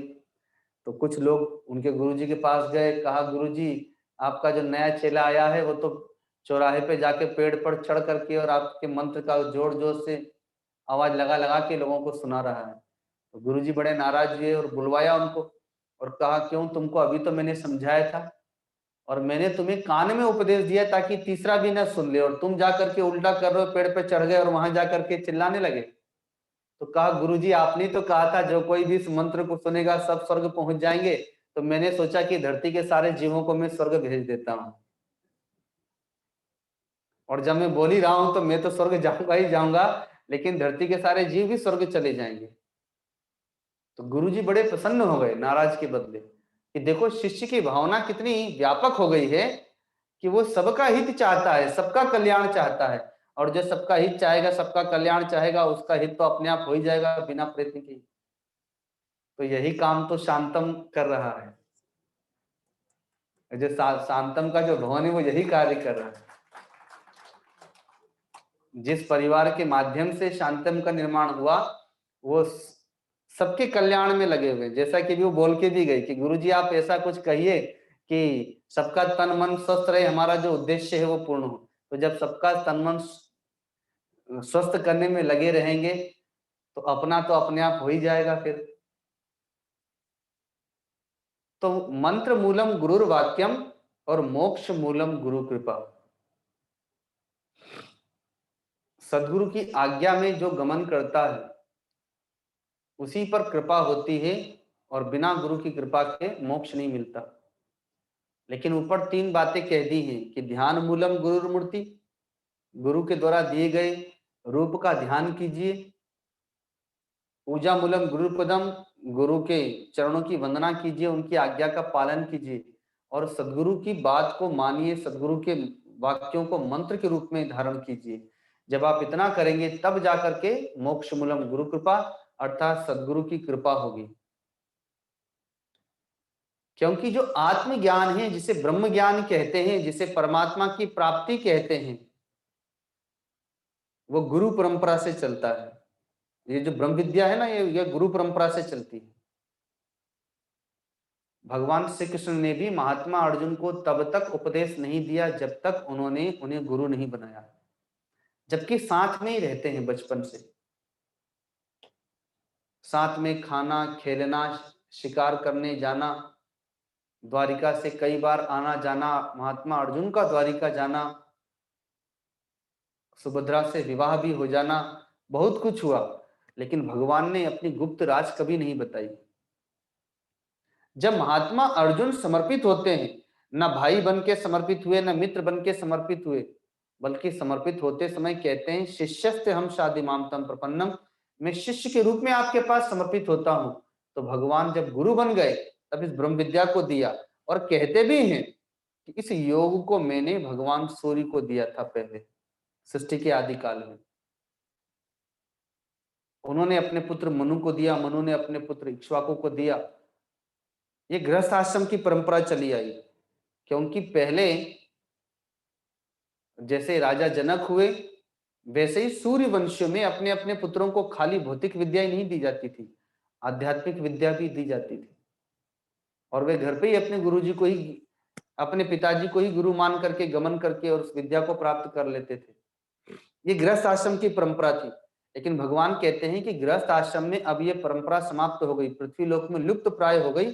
अब केवल वन प्रदेश में गुरु और शिष्य की परंपरा में ही ये ब्रह्म विद्या चल रही है। या कोई सदग्रस्त आत्मज्ञानी सदगुरु सन्यासी गुरु के पास जाकर के ज्ञान को प्राप्त करके आया, तब जाके उनके पास में ये ब्रह्म विद्या आई है। तू मेरा भक्त और प्रिय सखा है, इसलिए आज वही ब्रह्म विद्या में तुम्हें प्रदान करता हूं, क्योंकि तुमने मुझे अपना गुरु बना लिया है। तो बिनु गुरु होई कि ज्ञान, बिना गुरु के क्या ज्ञान हो सकता है? ग्रंथों से हम बुद्धि प्राप्त कर सकते हैं, लेकिन विवेक तो गुरु के द्वारा ही प्राप्त होता है, क्योंकि विवेक मंथन से प्रकट होता है। पढ़ने से, सत्संग करने से और फिर उस पर मंथन करने से वो विवेक प्रकट होता है। तो मोक्ष मूलम गुरु कृपा, सदगुरु की कृपा से ही वह मोक्ष प्राप्त होता है। मैंने प्रथम दिवस भी कहा था कि गुरु और सदगुरु में अंतर होता है। गुरु वह जो ज्ञान तो दे, चाहे वो भौतिक विद्या का ज्ञान दे, आध्यात्मिक विद्या का ज्ञान दे, लेकिन सदगुरु वह है जो ज्ञान भी देता है, उसमें प्रतिष्ठित भी करता है, दोषों का हरण भी करता है। और यदि फिर भी इसका समाधान नहीं होता, तो जिस प्रकार से भगवान श्री कृष्ण सामर्थ्यशाली हैं कि अपना विराट स्वरूप प्रकट कर दिया और महात्मा अर्जुन को अपने स्वरूप में प्रतिष्ठित कर दिया, वैसे ही सदगुरु भी होते हैं। आवश्यकता पड़ने पर वे भक्त का वरदान देकर के उसी प्रकार से उद्धार कर देते हैं।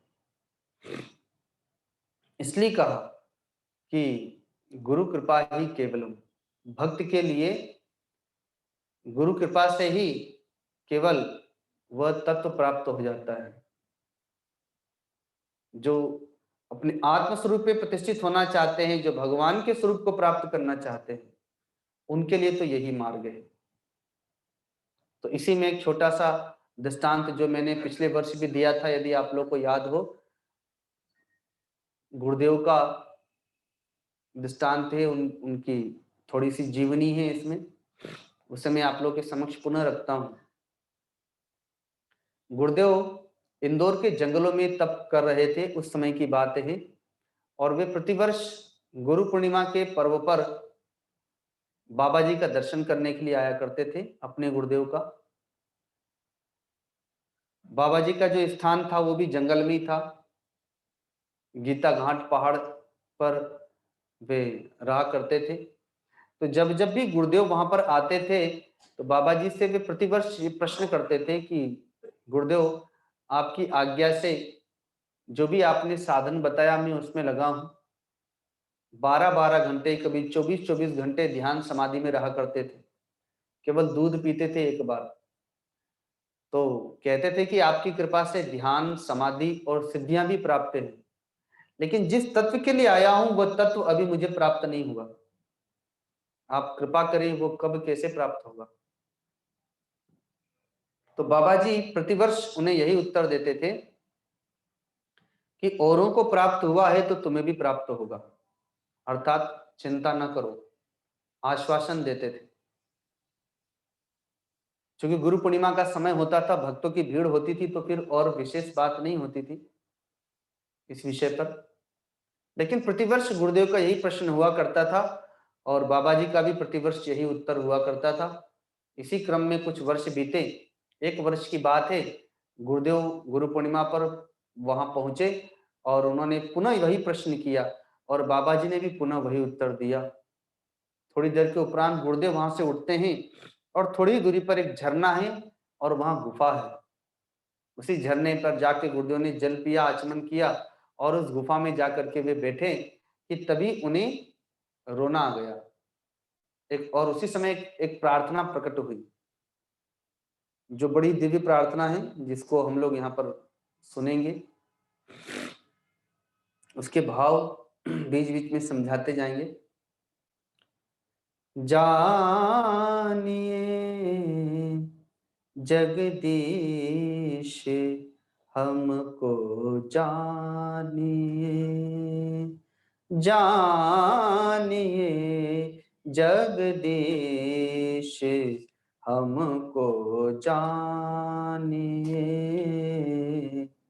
कोमल चित कृपालु कहाते, कोमल चित कृपालु कहाते, कहना मोरी मानिए,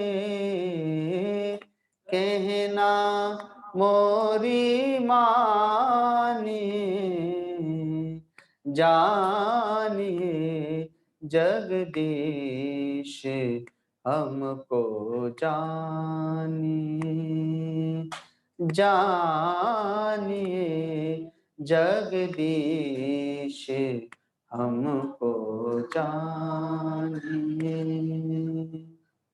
अंतर माझ विराजो सबके, अंतर माझ विराजो सबके, भव सागर से उधारिए, भव सागर से उधारिए, जानिए जगदीश हमको जानिए, जानिए जगदीश हमको जानिए।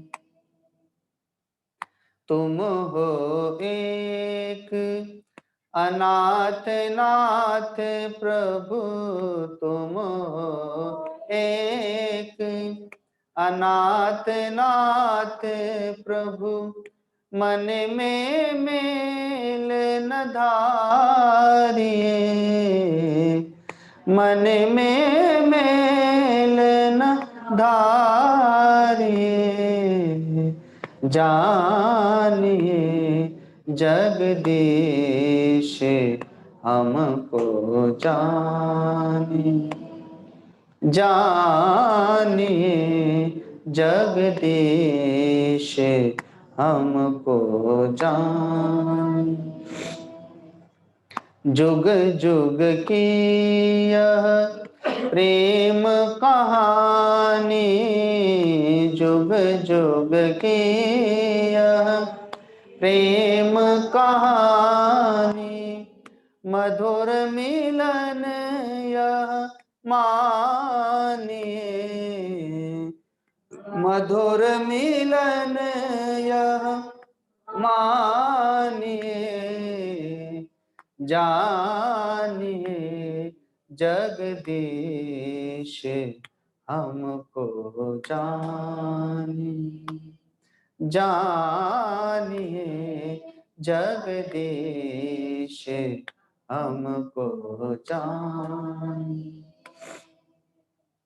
हम सब भगत कहत कर जोरे, हम सब भगत कहत कर जोरे, अब मत ताना मारिए, अब मत ताना मारिए, जानिए जगदीश हमको जानिए, जानिए जगदीश हमको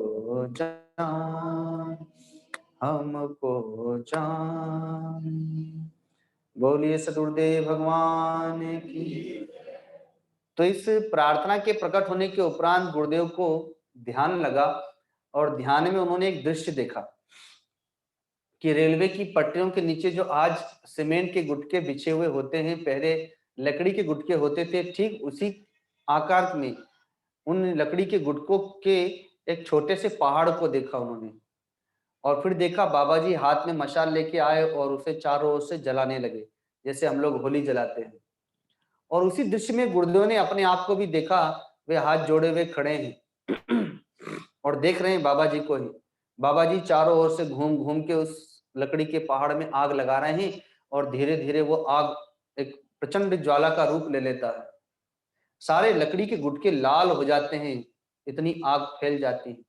लेकिन फिर भी उसमें दो चार गुटके ऐसे थे जो जिसमें अभी अग्नि ने प्रवेश भी नहीं किया था और वे गिरने लगे धीरे धीरे नीचे।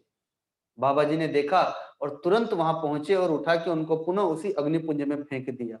और जैसे ही फेंका वैसे ही गुरुदेव की ओर देख करके मुस्कुराने लगे, मानो ये संकेत करने लगे कि जब किसी भक्त को, साधक को सद्गुरु की प्राप्ति हो जाती है तो वह समझे चाहे न समझे, जाने चाहे न जाने, लेकिन सद्गुरु उसके अनंत जन्मों के पापों के पहाड़ में आग लगा दिए रहता है और उसे पता नहीं चलता कि मेरा वो पाप कितना जल चुका है या कितना अभी जलना बाकी है। और वह सजग हो चाहे न सजग हो, लेकिन उसका गुरु सजग रहता है। और वो उन संस्कारों को जलाने में ही लगा रहता है। अभी तुम्हारे कुछ संस्कार शेष रह गए हैं जिसमें अभी अग्नि ने प्रवेश भी नहीं किया है, लेकिन फिर भी तुम्हारा गुरु सजग है, तुम चिंता न करो। तो जब दृश्य को देखा गुरुदेव ने तो उन्हें आश्वासन प्राप्त हो गया और फिर उन्होंने कभी भी ये प्रश्न नहीं किया। तो ये दृष्टांत है कि बिना गुरु की कृपा के भक्त का उद्धार नहीं होता। इसलिए गुरु कृपा ही केवलम, अर्थात जब जिसको सदगुरु की प्राप्ति हो गई तो उसके पापों में मानो आग लग गई। उसके अनंत जन्मों का जो पाप का पुंज है, अब वो धीरे धीरे गुरु के नाम से, गुरु के ध्यान से, गुरु के स्मरण से, गुरु ने जो आज्ञा दी उस आज्ञा पालन से उसका पाप जल रहा है।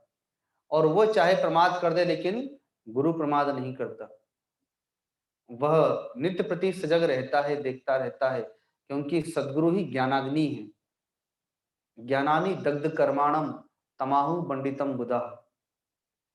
भक्त के लिए, साधक के लिए गुरु ज्ञान की अग्नि है, पुंज है, वह उसके पापों को जला रहा है।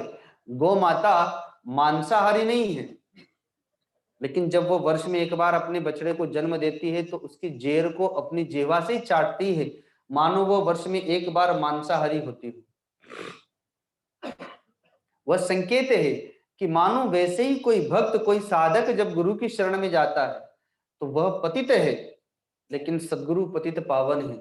वो उनके पापों को वैसे ही चाट जाता है, वैसे ही निगल जाता है जैसे गौ माता चाटती है, जैसे भगवान नरसिंह चाटते हैं हिरण्यकश्यप रूपी पाप को, जो भक्त प्रहलाद का ही पाप है, भगवान चाट जाते हैं, निगल जाते हैं। माँ काली बन करके रक्त का पान कर जाते हैं, मानो पापों का पान कर जाते हैं। इसलिए गुरु कृपा ही केवलम, गुरु की कृपा से ही केवल संभव हो सकता है, भक्ति के प्रयत्न से संभव नहीं हो सकता। भगवान श्री कृष्ण अपने बाल सखाओं के साथ खेल रहे थे जमुना जी के तट पर। सबने अपने वस्त्र उतारे, स्नान करने की तैयारी थी कि तभी भगवान ने कहा चलो आज लुका छुपी का खेल खेलते हैं। तो कहा कि ठीक है। भगवान ने कहा पहले मैं छुपता हूं, तुम सब लोग खोजो, फिर तुम सब छुपना, मैं अकेले ही तुम्हें खोज के दिखा दूंगा। तो सबने कहा ठीक है, हम तो इतने सारे हैं, तुमको आराम से खोज लेंगे, तुम छुपो। भगवान ने कहा सब अपनी आंखें बंद करो। सबने आंखें बंद की और जहां सबने वस्त्र उतारे थे, इकट्ठा किए थे, भगवान उसी वस्त्रों में छुप गए, ओढ़ करके सो गए, ढेर लगा ही था। अब 1 मिनट बाद सबने आंखें खोली तो सब खोजने लगे। कोई जमुना जी पर चला गया, कोई वृक्षों में, कोई झाड़ियों में, कोई गायों में, चारों ओर खोजने लगे। पर भगवान कहाँ मिलने वाले थे, भगवान तो वहीं थे। खोज खोज के थक गए, लेकिन फिर भी दौड़ते रहे। उन्हीं में भगवान का एक सखा है जो अपंग है, पांव से चल नहीं सकता, लंगड़ा है, मन सुखा। तो वह भी खोज करने का प्रयत्न कर रहा था, तभी ठोकर लगी और गिर गया। तो अब वहीं बैठ करके रोने लगा, कहा कि कन्हैया मुझसे तो तुम नहीं खोजे जाने वाले भैया, मेरे तो पाँव भी नहीं है, मैं कैसे चलूं, कैसे दौड़ूं। तो जहां वो बैठा था भगवान भी वहीं लेटे ही थे। तो भगवान ने कहा कोई बात नहीं, जब तुम थक गए हो तो आ जाओ मेरे पास, मैं तो यहीं हूँ। भगवान ने उसको भी वहीं अपने पास ले लिया कपड़े में और कहा कि इनको अभी खोजने दो, इनको अभी दौड़ने दो। जब ये भी तुम्हारी तरह थक करके मेरी शरण में आ जाएंगे तो फिर इनको मैं दर्शन दूंगा। वही हुआ। घंटे भर बाद सब पसीने से लथपथ हाँपते हुए उसी किनारे पर आके बैठते और कहते भैया अब हमसे तो मिलने वाला नहीं है, पता नहीं है कन्हैया कहाँ आलोप हो गया है। और सभी पुकारने लगे कि हे कन्हैया तुम्हारी कृपा के बिना तुम नहीं मिलोगे, अब हमारे बस की बात नहीं रही, हम तो हाथ ऊपर करते हैं। जैसे ही हाथ ऊपर किया तो नटवर कन्हैया वहीं प्रकट हो गए और नृत्य करने लगे। तो वैसे ही जब तक जीव अपना प्रयत्न करता है भगवान भी कहते हैं जितना करना है कर लो अपना प्रयत्न। सदगुरु भी कहते हैं जितना भी हाथ पांव मारना है अपना प्रयत्न करना है कर लो। लेकिन जब वह समझ जाता है कि भगवान तो बिना कृपा के प्राप्त नहीं होते, तब फिर वो पूर्ण रूप से समर्पित हो जाता है। इसलिए मैंने कहा भी था कि शरणागति से बढ़कर साधन दूजा और नहीं है। शिवानंद ने अपने मन की सच्ची बात कही है, हमारे बाबा जी का ये मंत्र था। तो वैसे ही जब वह परम शरणागति प्राप्त हो जाती है और आप पूर्ण रूप से समर्पित हो जाते हैं, तब आप वहां पर कर्ता नहीं होते, अब आप वहां पर दृष्टा हो जाते हैं। जब तक आप कर्ता है, कर्तापने की भावना है, आप करते रहिए, माया आपको नचाती रहेगी, लेकिन जब आप दृष्टा बन जाते हैं और इस शरीर को तन मन वचन हृदय को समर्पित कर देते हैं, तो इसी शरीर को तन मन वचन हृदय को निमित्त बना करके भगवान वहां से कार्य करते हैं और आप साक्षी हो जाते हैं। तो यहीं पर वह समाप्ति होती है, अर्थात साक्षित्व की प्राप्ति होती है, आत्म स्वरूप की प्राप्ति होती है, परमात्मा स्वरूप की प्राप्ति होती है। इसलिए गुरु कृपा ही केवलम है। तो यहीं पर यह विषय पूर्ण होता है, विराम दिया जाता है। विषय तो पूर्ण नहीं होगा, क्योंकि विषय तो कभी समाप्त हो ही नहीं सकता, गुरु की कृपा तो कभी समाप्त हो ही नहीं सकती। इसलिए यहीं पर आज विराम देते हैं और ये 3 दिवसीय जो दिव्य सत्संग का आयोजन था उसे भी विराम देते हैं। तो मैंने तो जब मैं पहली बार आया था तभी कह दिया था कि जब मैं यहाँ पर आया हूँ शांतम परिवार में, तो मुझे तो नहीं लगा कि मैं पहली बार आया था, और वैसे ही मुझे आज भी नहीं लग रहा है, क्योंकि ये मेरा ही परिवार है और मैं भी इसी परिवार का हूँ, दोनों में एक ही बात है। क्योंकि जब भगवान भी माखन चुराने जाते थे तो गोपियां पकड़ लेती थी और कहती थी तेरे घर में इतना मक्खन है, तू फिर यहाँ क्यों आता है? भगवान कहते थे मैं तो समझता था ये भी मेरे ही घर है, सारे घर मेरे ही हैं। तो वैसे ही संतों के तो सारे घर अपने ही घर होते हैं, सारे परिवार भगवान के नाते अपने ही परिवार होते हैं। तो इसलिए हम भी शांतम परिवार के हैं, या शांतम परिवार भी हमारा अपने ही है। तो जब भी यहाँ पर आते जाते रहेंगे तो अवश्य यहाँ पर आना जाना होगा, सूरत में जब भी आएंगे जाएंगे, और इसी प्रकार से भगवत वाणी को आप लोग के समक्ष हम बताते रहेंगे, जितना सीखा समझा जाना है। और जिस मार्ग पर हम हैं उसी मार्ग पर आप लोगों को और आगे गति प्रदान करने का प्रयत्न करते रहेंगे। तो यहीं पर अपनी वाणी को विराम देते हैं। बोलिए सद्गुरुदेव भगवान की। एक बार जयकारे के साथ हम सब कुछ गुरुदेव के चरणों में अभिवंदना करेंगे। बोलिए सद्गुरुदेव भगवान की जय।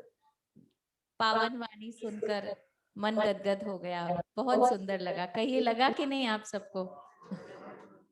और पूज्य गुरुदेव से विनती है कि आपके जो मधुर भजन है उसके लिए तो सबके, उसके प्रति सबको विशेष प्रीति रहती है कि आपके भजन सुन पाए। और उसी कारण से यदि आपकी आज्ञा हो तो सभी अमृत ज्ञान ग्रुप को भी ज्वाइन कर लें, जिससे कि व्हाट्सएप ग्रुप को, जिससे कि पूज्य गुरुदेव के अन्य कार्यक्रमों आदि के बारे में भी जानकारी मिल सके। ये परम सौभाग्य है इस भूमि का, और इस भूमि के पीछे जो बीज है वो बीज डाला गया था हमारे पूज्य चाचा जी के द्वारा और परिवार के द्वारा। और जब ये बना था तभी उन्होंने कहा था कि बेटा यहाँ पर संत चरण धरे जाएं, अच्छे अच्छे कार्यक्रम हो, सत्संग हो, भागवत कथा आदि हो, तो ये जगह पावन अपने आप में हो जाए।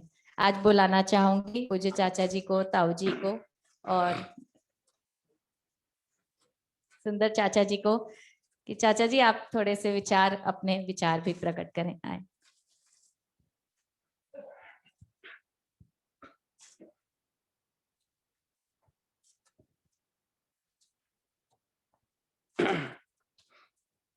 नारायण नारायण, सबको मेरा प्रणाम। 3 दिन से गंगा की तरह धारा ये सत्संग की हम लोग के समक्ष हुई, हम लोग ने इसका भरपूर लाभ लिया। अब वाणी से तो व्यक्त आदमी नहीं कर पा रहा है, लेकिन महसूस तो जरूर हो रहा है। हम तो देखेंगे कितने के आंखों में आंसू तक आ गए। अब इससे बड़ा कोई प्रभाव इसका नहीं हो सकता। तो ये तो हमारे महाराज जी की विशेष कृपा रही हम लोग के ऊपर कि शांत में आके इन्होंने अपना प्रोग्राम इतना सुंदर दिया, हम लोग को भगवान की तरफ आकर्षित किया। इसके लिए मैं इनको बार बार प्रणाम करता हूँ। दूसरी बात यह है कि मानव जीवन का जो वास्तविक उद्देश्य है, आज आपके माध्यम से वही हमको अवगत कराया गया कि मनुष्य जीवन किस लिए मिला हो, किधर चलना है। ये वास्तविक लाभ हम लोग को मिला है और हम आगे भी प्रार्थना करेंगे कि इस तरह का लाभ हम लोग को मिले कि हम लोग भगवान से अधिक जोड़े, क्योंकि भगवत प्राप्ति के लिए मनुष्य शरीर मिला है भगवान की तरफ से, और कोई उद्देश्य भगवान का नहीं है। उसको हम प्राप्त कर लें, इससे उससे बढ़कर कोई लाभ हमारे जीवन में नहीं होगा। इसी के साथ हम अपनी वाणी समाप्त करते हैं। नारायण नारायण नारायण। राधे राधे। मेरे को क्या बोलना है, सब लोग महसूस कर लिए हमारी बातों को। राधे राधे। और परिवार की ओर से पूज्य गुरुदेव के चरणों में एक छोटा सा प्रतिस्वरूप जो है हम सभी जयकारा लगाएंगे। बोलिए सद्गुरुदेव भगवान की जय, गौ माता की जय, हनुमान जी महाराज की जय। हाँ ये दोनों आदमी तो अपनी कर लिया अभी गुरुजी बोले जब तुम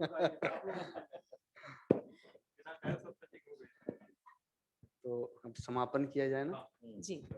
तो और हमारे ऑनलाइन जो भी भक्त जुड़े हैं वो हम एक बार जयकारे लगाकर आने वाले कार्यक्रमों की प्रतीक्षा करेंगे।